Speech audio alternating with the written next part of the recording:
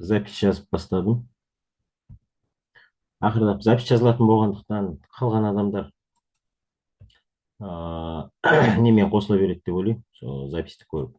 Бүгін Құдай қаласа записьтің нелерін жіберемін, ссылкаларын.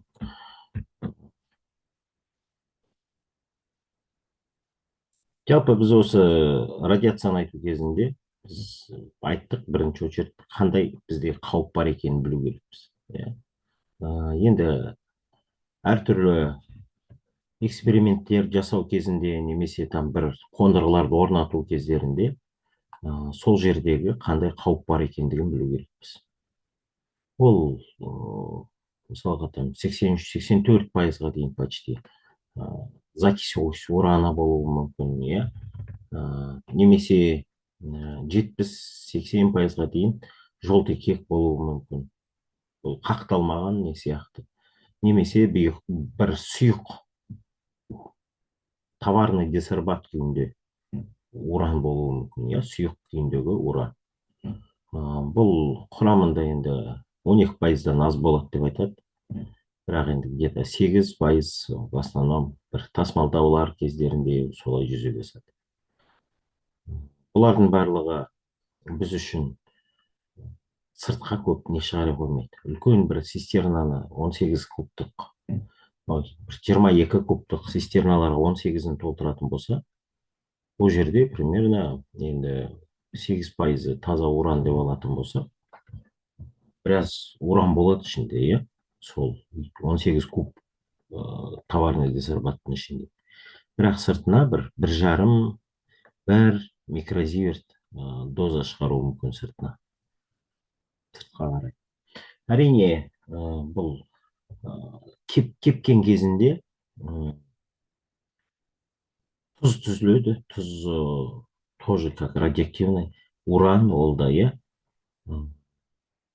сұйық күйде, қатты күйде. Қазір құрамында еріген күйде. Әрине оны ұлпаға айналдырып, оны тұндырады, иә. Содан кейін барып сығып, кептіріп, осындай порошоктар алады. Бұлардың барлығы несіне байланысты, содержаниясына байланысты. Енді примерно ана дымқыл күйінде алатын болса, там 118 дейді. Қазір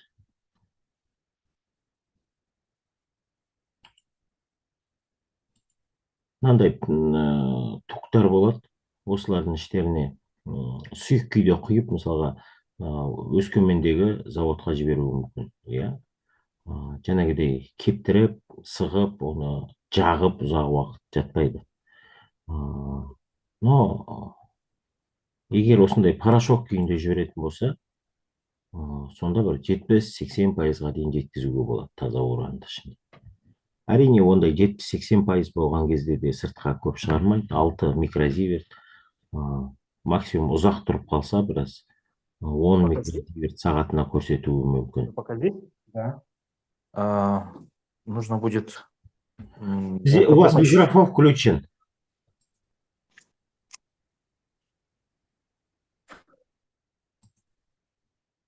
Алло, все хорошо, выключили, да?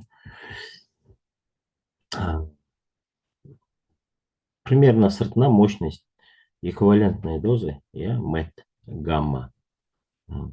Қуаты қанша, иә? Бір сағатта, соның жанында тұрсам, бір сағат бойы қанша доза алатын? Примерно 6 микрозиверт жыл көрсетеді. 10 микрозиверт көрсетуі мүмкін. Мысалға, уже закись урана. Сіздер білетін шығарсыздар, енді даже көп көрсетті деп айтқанның өзінде де, ол уақытпен есептейтін болсақ, мысалға там сол көп болмауы мүмкін. Егер естеріңізде болса, бір неден сумка өтетін рентген аппараттың ішінен адам жүгіріп өте шығады. Бір аэропортта, иә, сондай бір случай болған.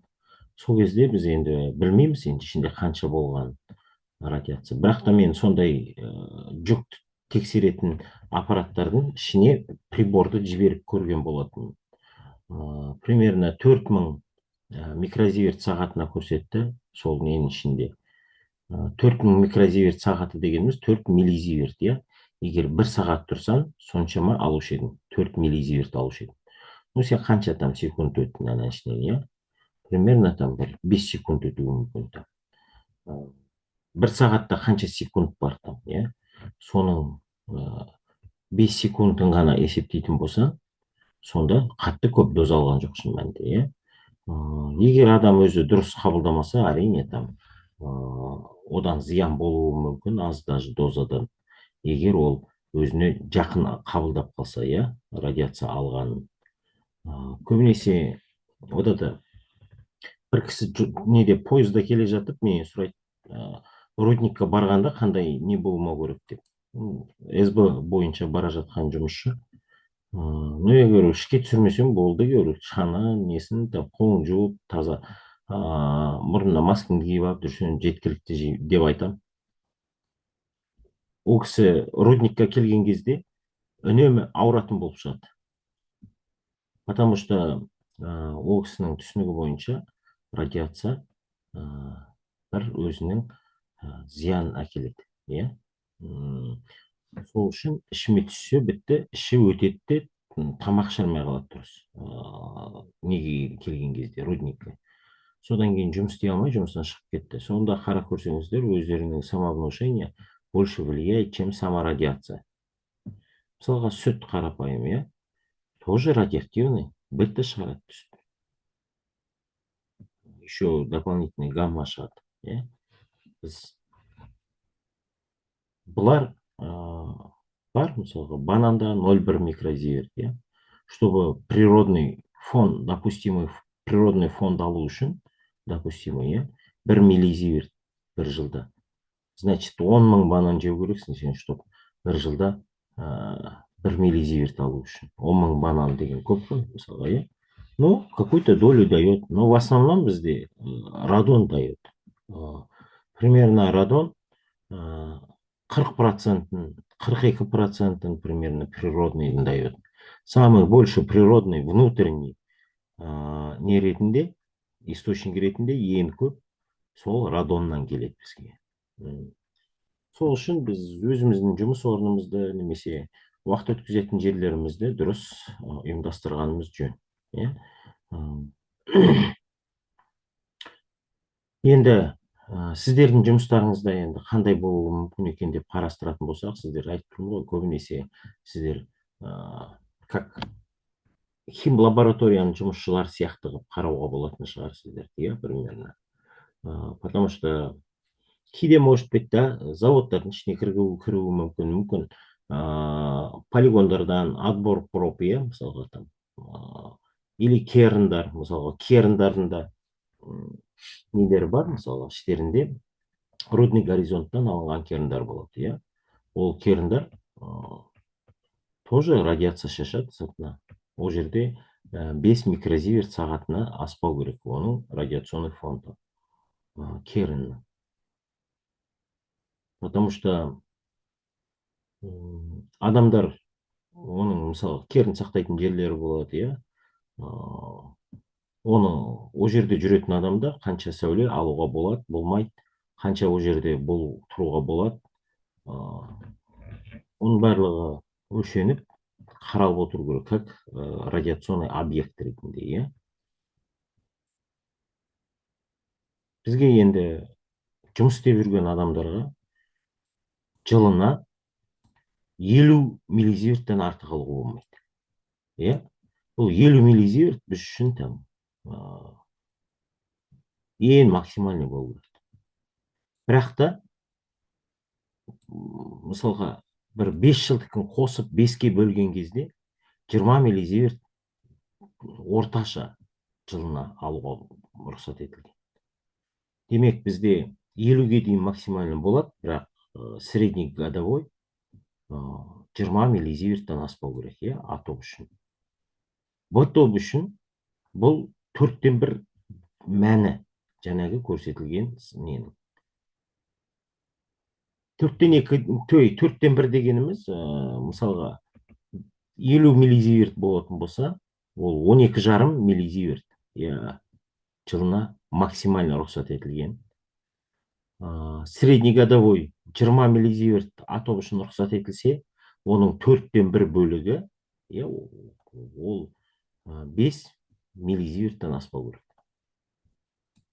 Ол бірақ енді біздің жұмысымызда ондай асатын дозалар да жоқ. Сол себепті мынандай қатты бір даже егер реактордың маңында горячий камераларда жұмыс істейтіндер бар, там мысалға, олардікі бір 15 миллизиверт несіне жылына жиналуы мүмкін. 20-ға жетпейді. И не то что 50. Ол уже горячий камералар көбінесе нелер киеді, андай фартуктар киеді. Менікін свинцовый ауыр фартуктар болады, сондай фартуктар киеді, ондай көп радиациясы бар жерлерде. Сол себепті ондай көп алмайды.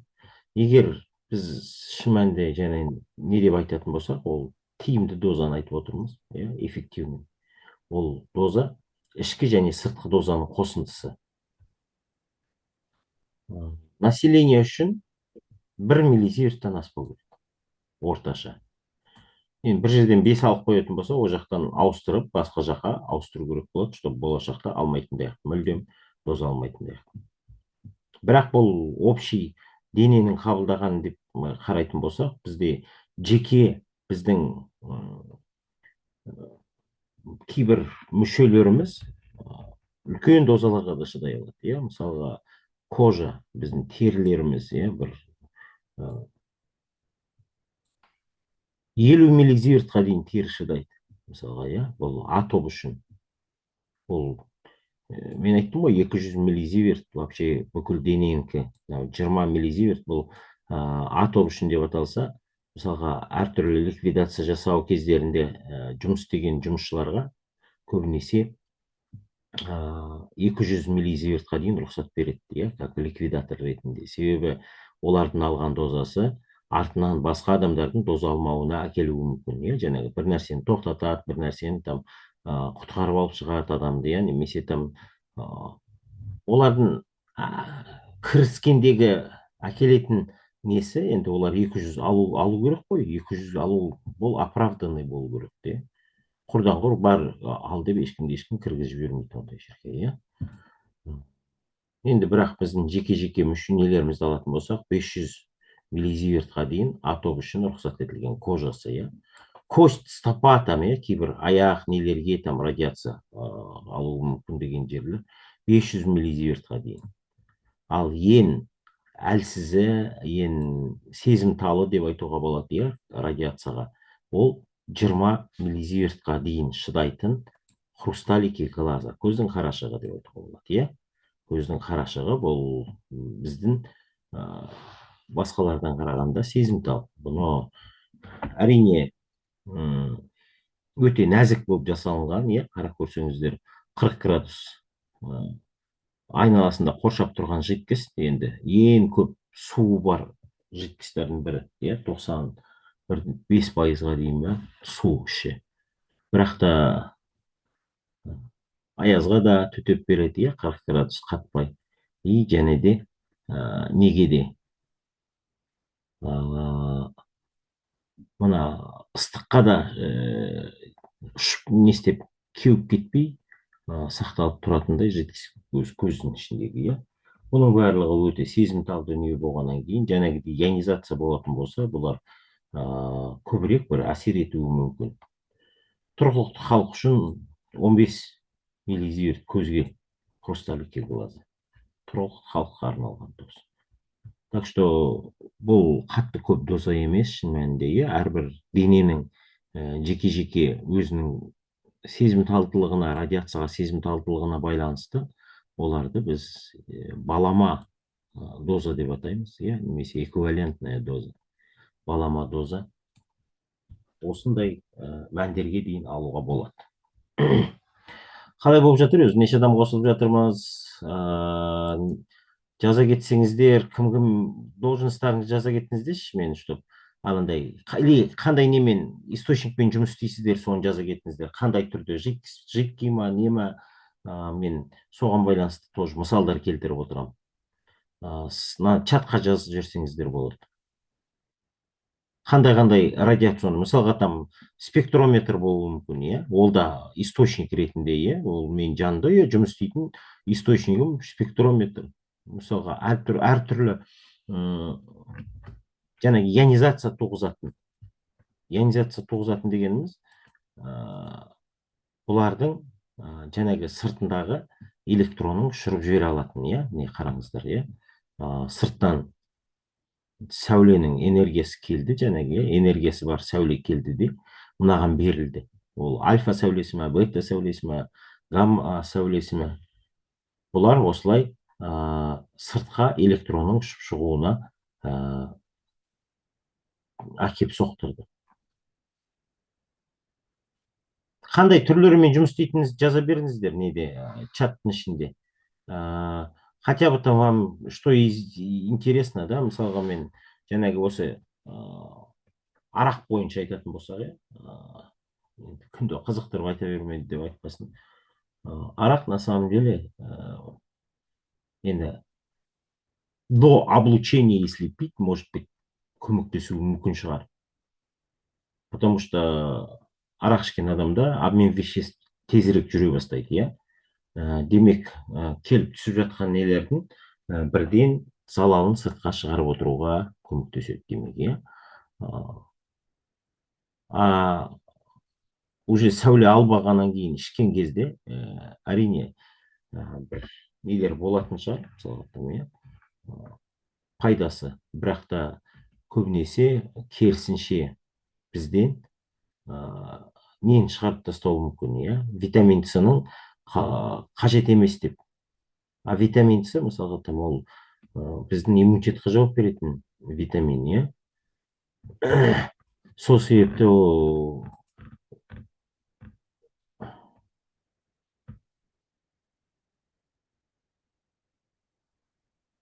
все жақсы, жақсы.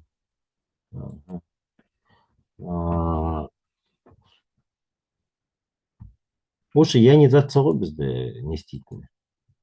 Себебі мына ядросын ішінде қандай процесстер болып жатады да бұлардың іштерінде. Мысалға, протон мен нейтрон болып шығуы мүмкін альфа ретінде, иә, мысалы. Немесе бір нейтроны протонға айналып кетуі мүмкін. Мына үстіңгі жағындағы атомдық массасы көрсетілген, иә, бұлардың. Қанша ядраның ішінде нуклон бар екендігі, қанша нейтрон мен протон қанша екендігі, осыны көрсетеді. Демек, бізде там басқа 35-ші изотоп немесе 34-ші изотоп деп көрсетіп жатқан кезде, бұл бір урандікі, бірақ әртүрлі нейтрондар саны әртүрлі. Демек, оларда қасиеттері де әртүрлі. Олардың мысалға жартылай ыдырау периоды да әртүрлі.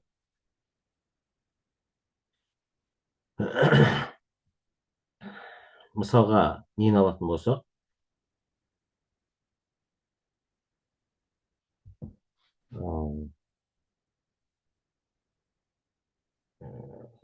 уранның жартылай ыдырау периодын алатын болсақ, ол 4,5 миллиард жыл деп өте көп, иә, шын мәнінде. 4,5 миллиард жыл дегеніміз ол енді оның жердің түзілгеніне 4,5 миллиард жыл болды дейді де, қазір енді ғалымдардың айтуына қарағанда.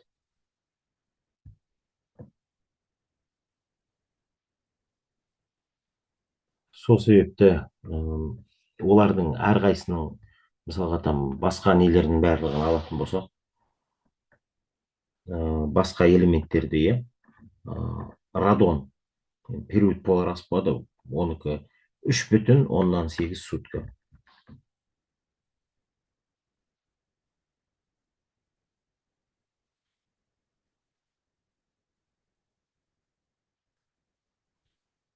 Ал жолындағы торийларды алатын болсақ, иә, мысалға, арада бізде мынандай не жүреді, период пола распада осындай тізбекпен жүреді. Мысалға, уран бойынан альфа шығарады да, торий айналады, торий бета шығарады да, протактинийға айналады, иә. Бета шығарған уақытта мен айттым, олай өзгеріс болмайды дедім, иә, недегі сияқты. Себебі ана нейтрондар мен протондар санын қала береді, қарасаңыздар, иә, 234 болып қалып тұр. Бірақ та протоны, нейтроны протонға айналып кетті. 91-ші элемент болып кетті. Содан кейін тағы да бір бетта шығарған кезде тағы да бір нейтрон протонға айналды. 92-ші элемент болды, қайтадан уран, иә. Сонда ол уже 234-ші уран, иә. Ол да альфа шығаратын уран. Оның жартылай ыдырау периоды 245 мың жарым жыл, 45 жарым мың жыл. Енді ойлап көріңіздер, былайша 45 жыл, еще 45 мың 500. Ойлап көріңіздер, қандай арақашықтық, иә. Бірақ та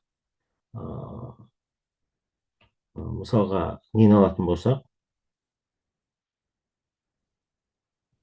торийді, 234-ші торий, ол да өзінің бойынан жаңағыдей бетта шығарады. Бетта бұлардың энергиясын мынау 20 мың километр сағатына десем, бағана нені көрдіңіздер ме, беттаны шығарған кездегі жылдамдықты? Бұл жерде 270 мың километр сағатына, 270 мың километр сағатына осындай бетта шығарады. Бірақ енді ол қатты алысқа ұшпайды. Ұшқаннан кейін бір жерге энергиясын жоғалтқан кезде басқа бір атом оны өзіне поглотиды. Енді сондай бір неде, иә. Табиғатта солай жүзеге асып жатыр. Мысалға альфа шықты дейік енді, иә. Альфа шыққан кезде де 10 сантиметр ұшады, 10 сантиметрден кейін өзінің энергиясын жоғалтады. Торийға айналады, иә. Торийдің жартылай ыдырау периоды 12 21 сутка ма, сондай.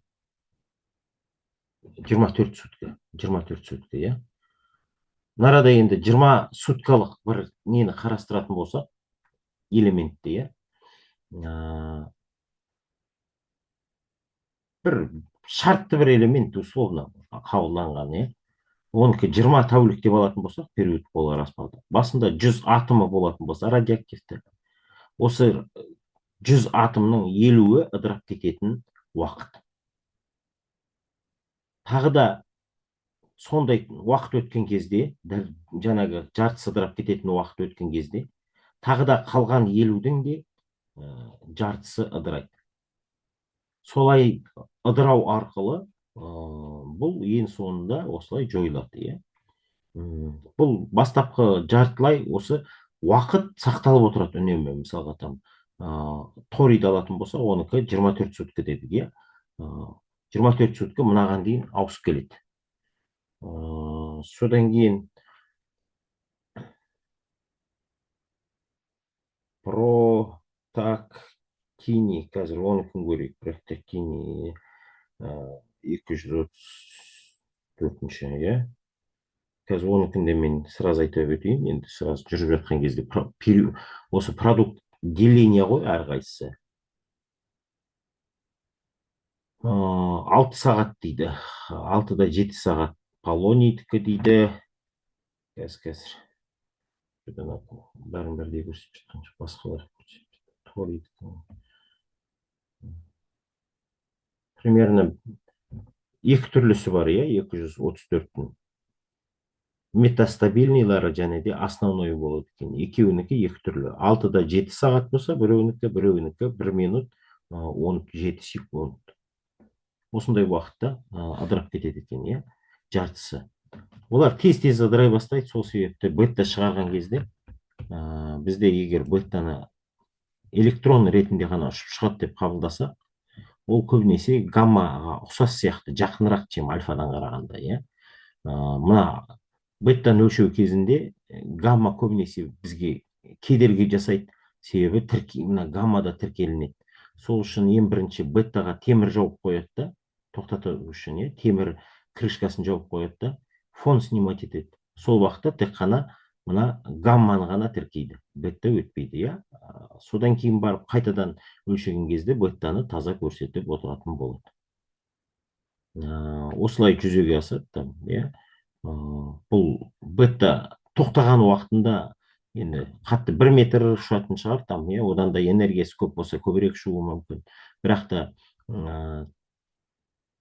егер біздегі зат неме тіркеліп тұратын болса, ана темір контейнерда, иә, ту 44-8 деген контейнер дедім ғой. Сол контейнерде сақталып тұратын болса, демек, мынандай бочкада, иә, сыртынан бетта шықпайды уже.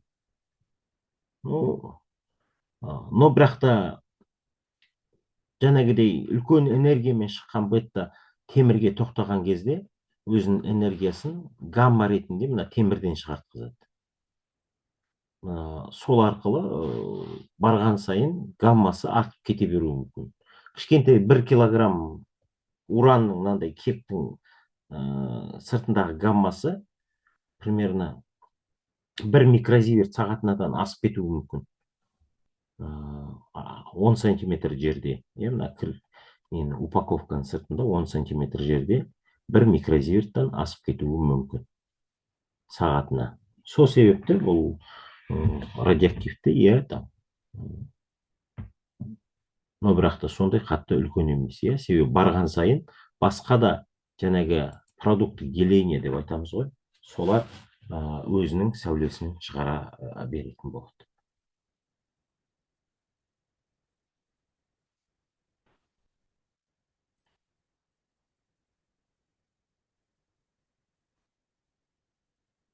Тағы да сұрақтарыңызды қойып отырсаңыздар болады. Енді мен енді чтоб сіздерге де керекті дүниені айтатындай қылып. Арақ, жаңа айтып бастадым ғой, арақ жалпы, иә, там бір пайдасы да болуы мүмкін, но бірақ та егер таза арақ неге ғана түсіп отыратын болса, осылай организмға түсіп отыратын болса, ол витамин С-ның керегі жоқ деп қабылдатқызып тастайды. Өзі вирусты нелерді өлтіре береді. Организм қабылдамағаннан кейін витамин С-ны бізге ол иммунитет болмай қалуы мүмкін, иә. Арақты қойған кезде адамдар не үшін ауырып қалады? Потому что иммунитеті жоқ. Иммунитеттің орнын арақ алмастырып отырған. Түскен нәрселерді өлтіріп, тамақтың қорытылуына көмектесіп, сөйтіп отырған болатын. Катализатор ретінде, иә.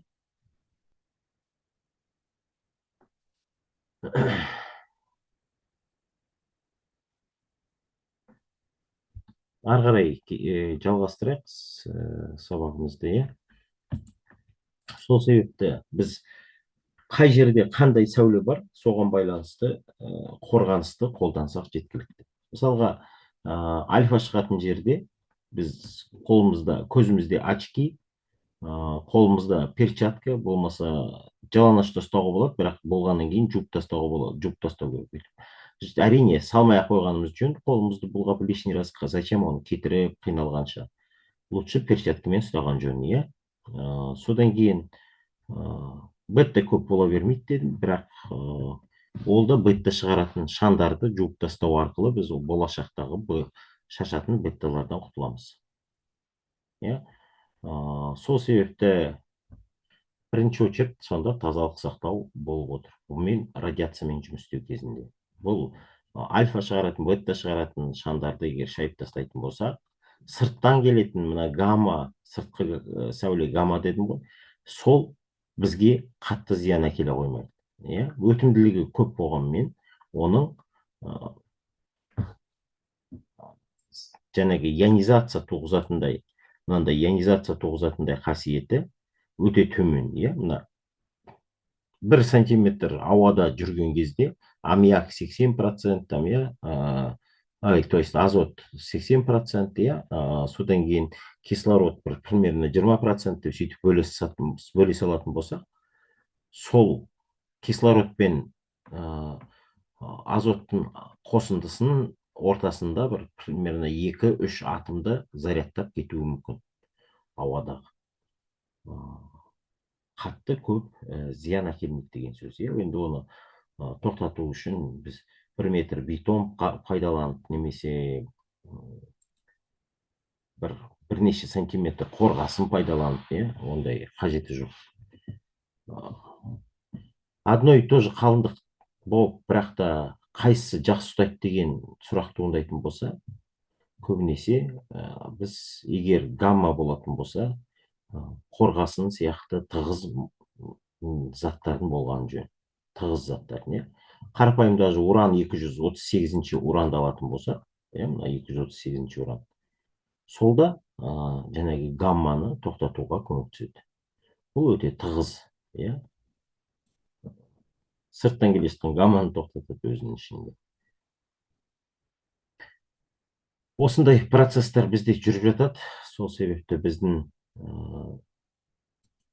олармен жұмыс істеу барысында біз қаншалықты сәуле алатындығымызды білу керекпіз, иә. Қандай қауіп көзі бар, сол көзден қанша қауіп келуі мүмкін. Әрине, бізде қорғаныс құралдарын пайдалануға болады, мысалға, иә.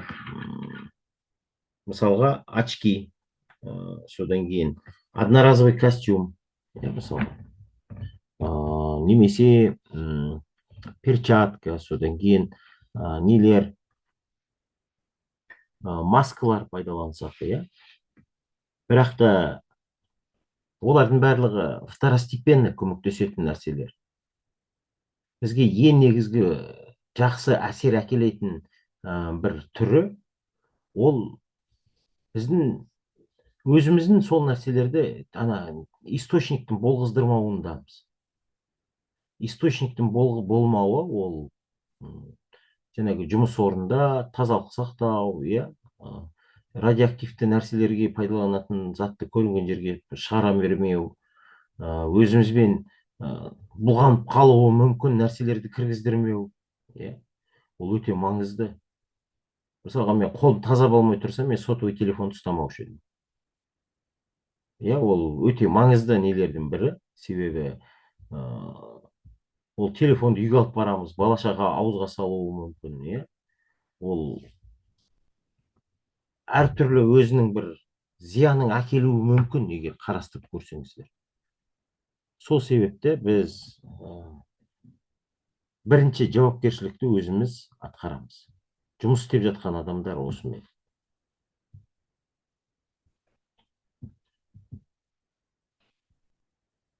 Атомный промышленность енді Қазақстанда әлі жоқ, бірақ та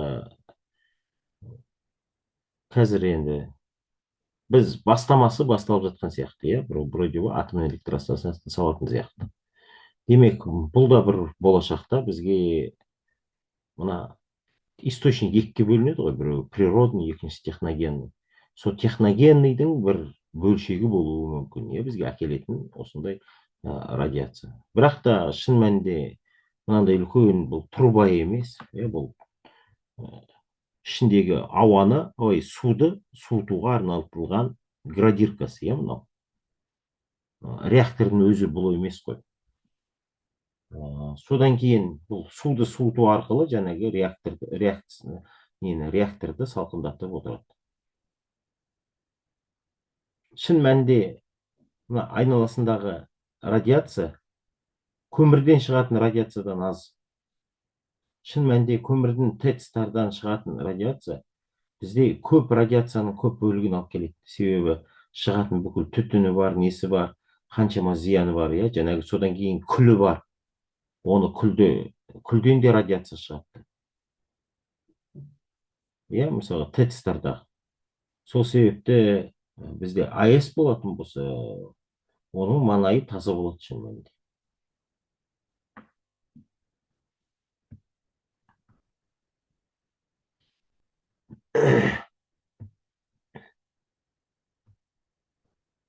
Енді Қазақстанда көбінесе сұрақ туындап жатыр, мысалы, там не деген, маман бар ма деген. Енді әрине дәл қазір ешкім жасағалы тұрған жоқ, бүгін ашыла салмайды ол.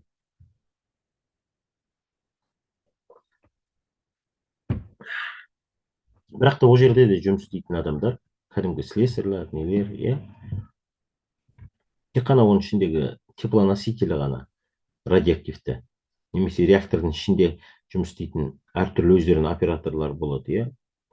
Ол жерде де негізгі судың келуін кетуін дұрыс қамтамасыз етіп отыру. Бұл өте маңызды себебі сыртқа радиоактивті ластанудың шықпауы. Бұл жерде төгілген кезде мысалға слесарь адам ішіндегі пайдаланған нәрселері ол радиоактивті болуы мүмкін, иә. Себебі реактордан келе жатқан життис. Сондай осы сияқты ол сол жерде кішкене басқа қауіпсіздік шараларын қолданатын болса, в принципе бізде ондай мамандар бар. Егер ядерщиктерді сұрастыратын болса, в принципе бізде мына Курчатовта істеп жатқан қаншама маман, олар реакторларды жүргізіп жатыр, үнемі қосып жатыр, өшіріп жатыр, әртүрлі зерттеулер жасап жатыр, иә. Жалпы егер кіріссе табылатындығына мен сенімдімін. Және де бізге орнатып беретін компания пуск наладкасын жасайды, біздің қажетті мамандарды оқытуы мүмкін, иә. Себебі бірден бір кеп алаш аша салмайды ғой. Қазіргі құратыны мысалға там пока ол фундаментін құю нету деген оның өзі қаншама тірлік, иә. Себебі үлкен қысымдағы шыққан парды ұстап қалып одан энергия өндіріп алу ол тоже өнер, иә. Турбиналар бар, иә. Сол турбиналарда электр энергиясын өндіріп алады. Оның бәрін астын қатты қылып құйып нету деген сияқты дайындау, оның барлығы үлкен және де салқындату жүйелерін бірден ұйымдастыру. Ол кем дегенде 10-15 жылдан кейін ғана салынатын дүние. Бірақ та мен маман ретінде енді өзім осы салада біраз болсын жақындырақпын деп ойлаймын басқа адамдардан қарағанда. Себебі Аллах маған енді осы салада оқуға мүмкіншілік берді, иә, басқа адамдардан қарағанда. Менің бойымша, иә, қажетті. Бір 20 жылдан кейін там елдің бәріне энергия жетпей жатқан кезде бұл бізге көмектеседі, иә. Минимум суға сатамыз, айтамыз кімге? Қырғыздарға айтамыз. Сендер гестарына су жинақтамай ақ қойыңдар, біз беріп отыра береміз. Сендер лучше бізді суды бізге жіберіңдер, иә. Бұл да бір рычагтың несі деп айтуға болады, иә, әсер ету рычагы деп айтуға болады. Сатуға болатын мүмкіншілік, бір ресурс деп айтуға болады. Бұл АЭС-тан өндірілген энергия, егер пайдаланатын болсақ, бұған карбоновый налог салынбайтын болады болашақта. Басқа ТЭЦ-та өндірілген өнімдерге карбоновый налог салынып жатқан кезде, атом электростанциясында өндірілген, соның энергиясымен өндірілген заттарға карбоновый налог салынбайтын болады. Бұл да бір жақсы жағы бар осындай.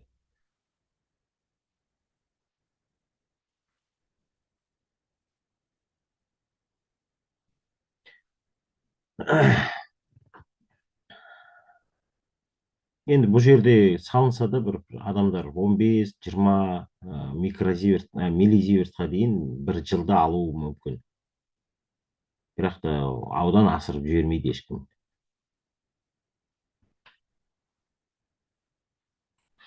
Әрине, Қазақстанда көптеген қабылданбаған заттар әлі бар бізде, иә. Мысалға там атомның ішіне қаншама уран түсуге болады, оның анықталмаған, иә, қаншама допустимый не. Россияда да жоқ дейміз. Бұның барлығы көрсетіп тұр біздің әлі жүйеміздің толық еместігін. Бірақ бұл осы тараптарда қазір жұмыстар жүріп жатыр.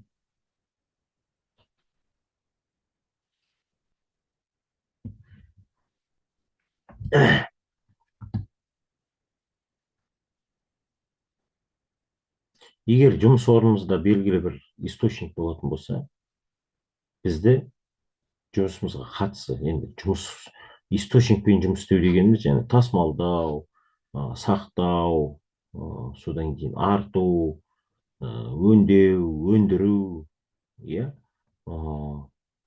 жәнегідей зерттеу, иә, сіздердің енді химия лабораторияларды қарастыратын болсақ, зерттеу. Бұлардың барлығы енді көбінесе осы уранмен жұмыс істейді деп есептелінеді.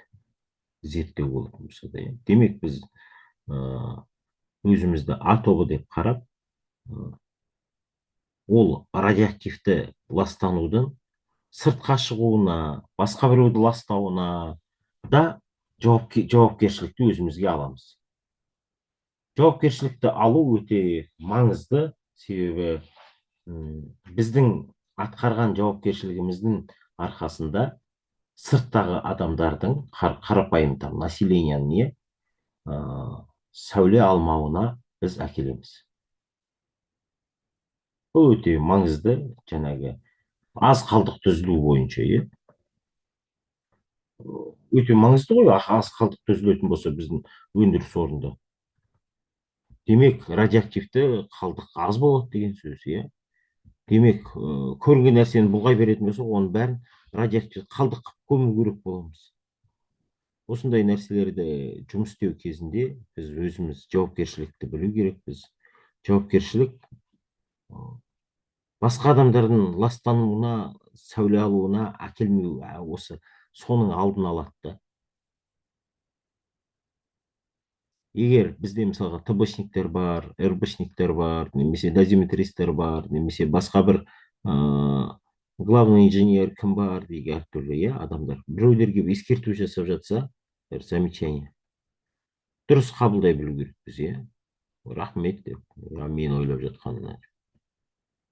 А то біз бір ана кісі көріп келіп тірелді маған деген сияқты басқалай қабылдауымыз мүмкін.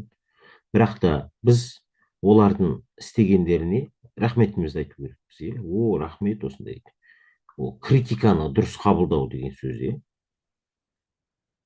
Шын мәнінде ол адам маған замечание жасау арқылы, мысалы, маскаңды дұрыс ки деп, иә, өтірік кимей деп. Шын мәнінде ол мені, денсаулығымды ойлап жатыр да. Сол себепті біз критиканы дұрыс қабылдай білу керекпіз. ТБшникті көбінесе мысалға адамдар ұнатпай жатады, иә. Шын мәнінде ол осы саланың маманы, қаншама қанмен, өмірмен жазылған талаптардың орындалуын қамтамасыз етіп жүгіріп жүрген адам. Жаңағы сұрап, нетіп, давай істеңдер деп басшылардан талап етіп, иә.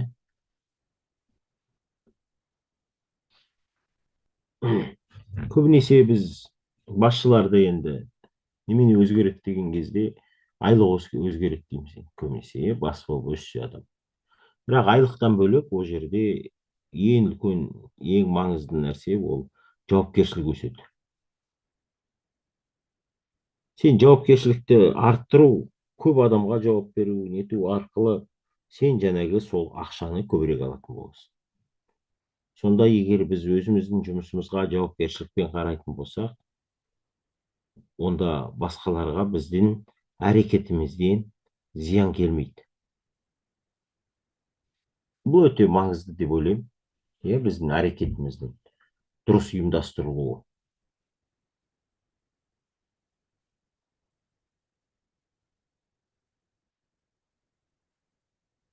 Сұрақ қойсаңыздар болады. Енді бір экранға үңіліп алып сөйлеп отыру оңай емес. Сіздердің сұрақ қойғандарыңызға не істеп, ары қарай жалғастырып отырамыз.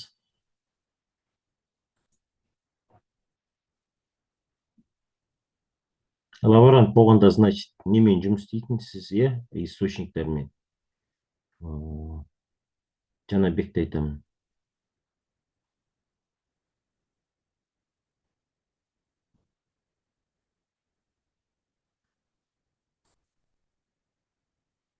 Жұмыс орнында енді бізден бөлек басқа да осы жұмыс істемейтін де, олардың әсерінде жүрмеген адамдар да болуы мүмкін, иә,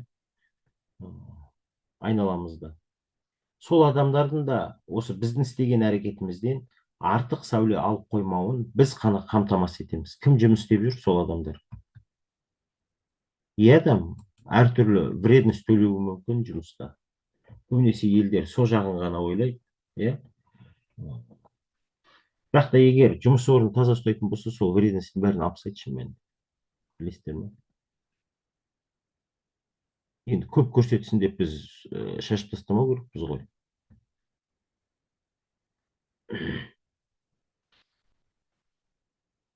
бұл шын мәнінде егер өзіміз қауіпсіз жұмыс істейтін болсақ, енді біз жұмысқа келгеннен кейін жұмыста не істемейміз, еңбегімізді сатып жатқан жоқпыз, ой, неме істеп жатқан жоқпыз, мына жерде біз денсаулығымызды сатып жатқан жоқпыз. Иә, біз жұмыста еңбегімізді ғана сатып жатырмыз, өзіміздің опытымызды сатып жатырмыз. Иә. А, бірақ та егер еще и денсаулығымызды қалдырып кететін болсақ бұл жерде, бұл шын мәнінде дұрыс нәрсе емес. Иә. Сол себепті біз пока өзіміз жауапкершілікті мойнымызға алып өзіміз орындамай, ешкім ол жауапкершілікті атқармайды. Жаңағы қарапайым дүниеден, ұсақ түйектен басталынады да. Жаңағы мынау индивидуальный дозиметрді кеудеге тағу қалай тұру керек, иә? Томпақ жағы, фильтр дейді, сонысы сыртқа қарап тұру, бері қарай. Көрдіңіздер ме, осындай ұсақ түйек нәрселердің өзінде бұл маңызды нәрселер жатады. Бізді қалай қорғау керек екендігі.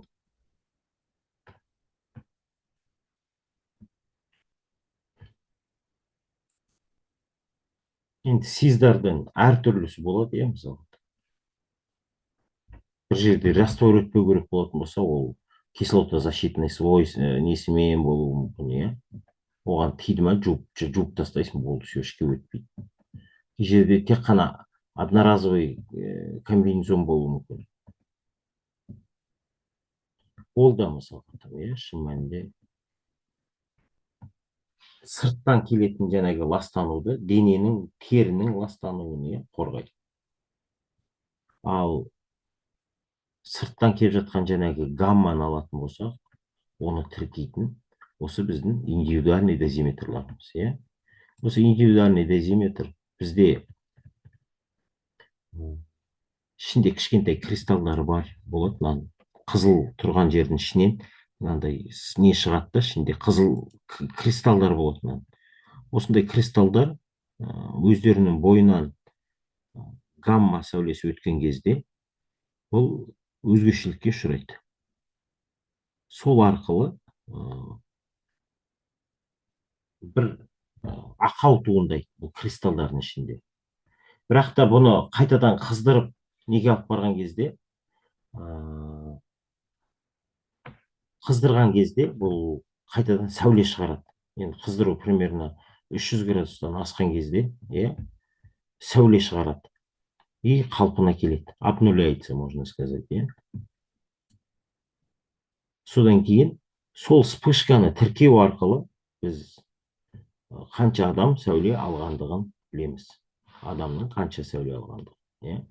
Әрине, бұның погрешності өте көп та. Бұл дозиметрдің, ТЛД дозиметрдің бар ғой, примерно погрешності 40 плюс-минус 40%. Это что означает? 1 миллизиверт деп доза көрсетсе бір жылда, это 1/6 болуы мүмкін, 1/4 болуы мүмкін, немесе 0,6 болуы мүмкін.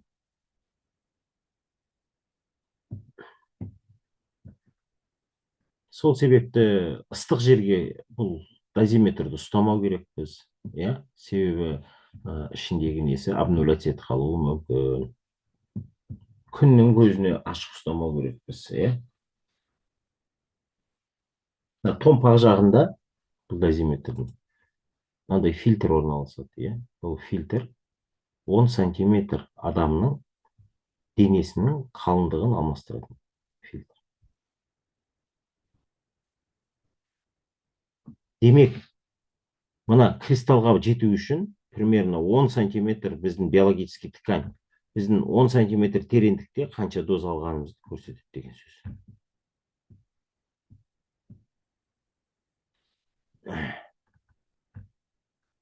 Осындай бізде тіркеп отыру құралы бар, бұл накопительный там. Түрлері әртүрлі болуы мүмкін, кішкентай қызыл точка ғана болуы мүмкін, немесе там мынандай болуы мүмкін, немесе мынандай бір бейдж ретінде болуы мүмкін.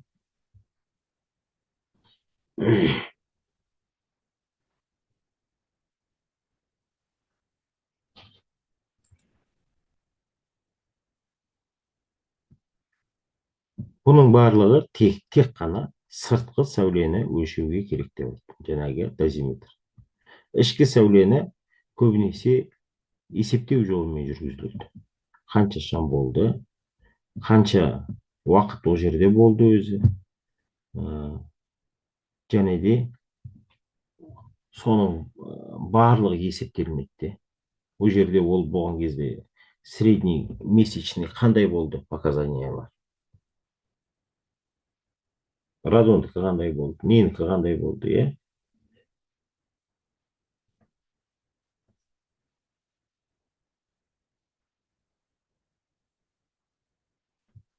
Әрбір жұмысшының жүретін өзінің проф маршруты бар.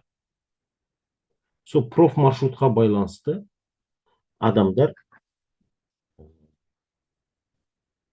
сәуле алады, иә. Мысалға, мына жерде осынша уақыт өткізуі мүмкін, иә, ЦППР-да, немесе там лабораторияда осынша уақыт өткізеді деп, сол арқылы есептелінеді олардың дозалары. Расчетным путем средний примерно алып шығуға болады любой мамандықтың, любой недегі, иә.